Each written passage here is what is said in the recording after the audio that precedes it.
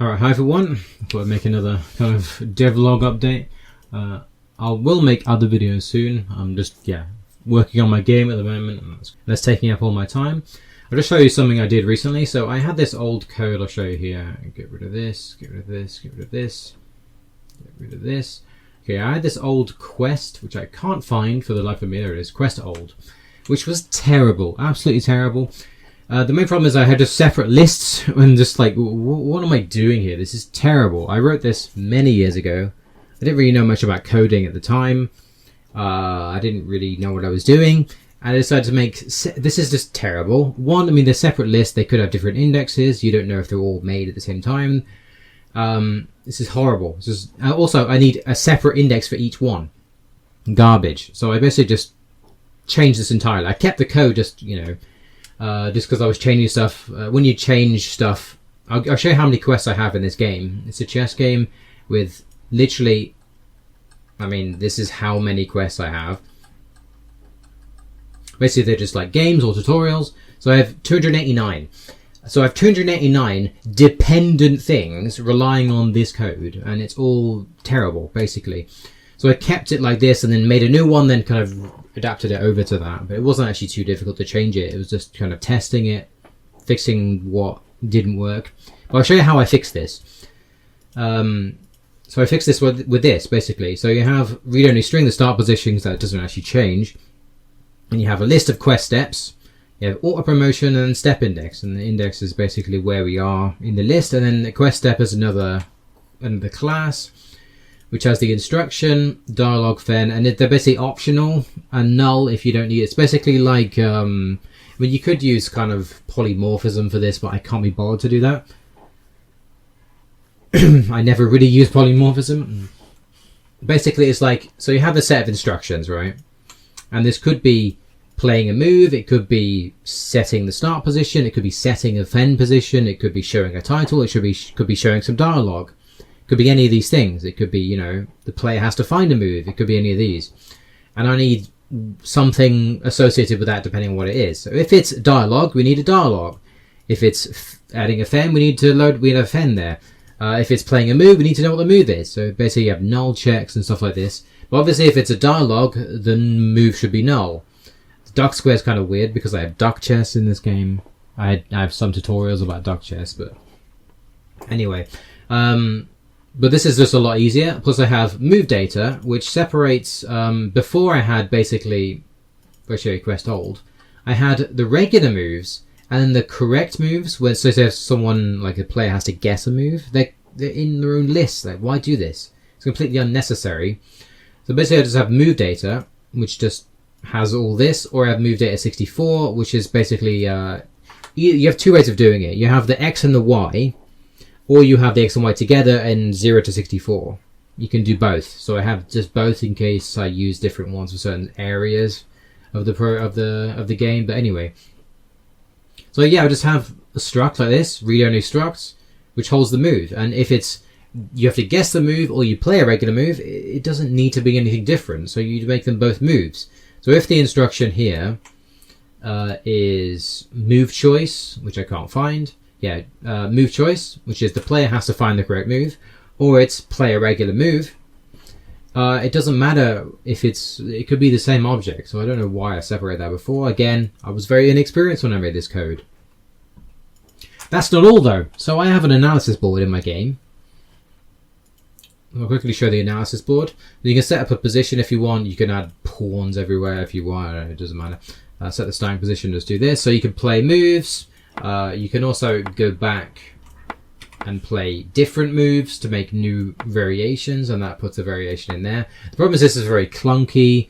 I didn't really know what I was doing at the time, and the way I've set this up is garbage again. It's complete garbage. So I'll show you how that looks. So I'm kind of refactoring this at the moment, so I don't even know where the hell I am. So with the static class fen holder, I mostly make most things static anyway. A lot of this I'm kind of adding to make it better. But ignore this, ignore this. So the old way of doing it, I have again separate lists. Like, what am I doing? Separate lists for this? So you have the fen positions without the move number, and that's basically to check for repetitions, because if you say the 3 position, you have the same position 3 times, you have to check that. If you have the move numbers to the end of a fen, I'll just show you what a fen looks like. So this is what a fen looks like. This is the starting position. So it's basically just all the pieces. So in lowercase it's black, in uppercase it's white, and you show the empty squares and where the pieces are. At the end of it you have these numbers. The problem with the numbers is the numbers change, but the position doesn't. If you just say, is there repetition, and you check the whole string, the whole fen, and if the numbers change, it won't ever find a repetition. So you basically have to have fen positions without the numbers, so you can check repetitions. Then you need fen positions with the numbers. That's basically it. Starting position, starting squares, but I basically have the move saved. So you this position, you play this move. Next position, you play this move. But again, they're kind of, again, separate lists. And then I have is variation, then I have like variation fen position. This is just horrible. Like, what am I doing? And plus there was a massive nightmare I had in the analysis board. So you have the starting position, and then you have the moves you spawn. So if I show you in this, we have these moves we spawn. Right, so I just realized that my head was actually in the way in the original video. So I'll show you what I was actually showing. So you play moves like this, and it creates a object at the top. Like, so you can actually click on these. Say for example we do something like this, and then we go back. Say for example we want to delete move. So if we delete the E5 move, we have to delete all the other moves after this, which isn't too difficult to do. So you delete that and it deletes the moves after this. Okay, that's fine. That's not too difficult to do. Well, say for example we go back to E5 and then we select another move. So now we play this. Now it adds another variation in between all the other moves. And then we add this and add this. And let's say, for example, we go back to knights, we go to here, and we go to knight c3, right? And then we hit delete on this. So what we have to do is delete the ones in the variation, but not the ones after the variation. And it's just a massive nightmare. Also, I mean, the problem is that, so the starting position, this one, has no move associated with it. But the second one does have a move associated with it. So you kind of got to have like separate indexes. So this is going to be index +1. It's just like, it's so annoying. So say for example this one you'd say index is 0 and then index +1 is the move, and the next one index is 1 and then the index 2. Yes, like you got to have like separate indexes for all of these. But generally, as you're what I'm doing now is I'm keeping the old code but then just adding it on top of, so I'm having this game position which would have similar things. So I have the move, I have the parent position, so I know where this came from. It's kind of like a linked list. I have the fen position by Amazon, fen position again, and then a score because I want to like basically say if this is a good move or not, a good position or not, or what the engine evaluation of this situation is, and I can compare the other one. Then variations, I'm adding more. Yeah, I'm kind of working on this now. It's not done at all. But this happens when you code. Like you make stuff many years ago, and then you come back to it and think, what the hell is this? Why was I doing that? And then you change it, and you learn from your mistakes, and you make things better. It's always a learning process. I'm kind of using composition here, which I kind of made a video where I didn't really like composition.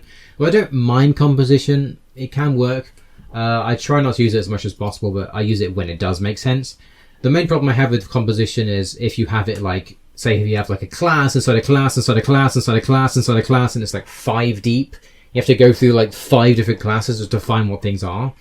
In this situation, I literally just have game position, and inside that's move data. And you see move data, oh, it's that, okay, and done. Like it's literally like struct inside a class, and that's it. If I go 5 deep, no, I don't want to do this ever. That's my main problem with the composition, is just people do it too much. It's like inheritance is fine if you do it 1 tier, but if you do 10 inheritance deep, oh my god. Or if you do composition with 10 classes inside classes, it's like, it's too much. So I'm working on other stuff. I'm making another Odin video at the moment, trying to work out threading, which is a nightmare because there's almost no documentation about how threading works, and it's not that simple, but I'm trying my best. But that'll be out soon. But most of my time is going to, you know, working on my game. But yeah, when I finish working on this, for now, I'll get back to making videos. But anyway, I'll see you guys next time.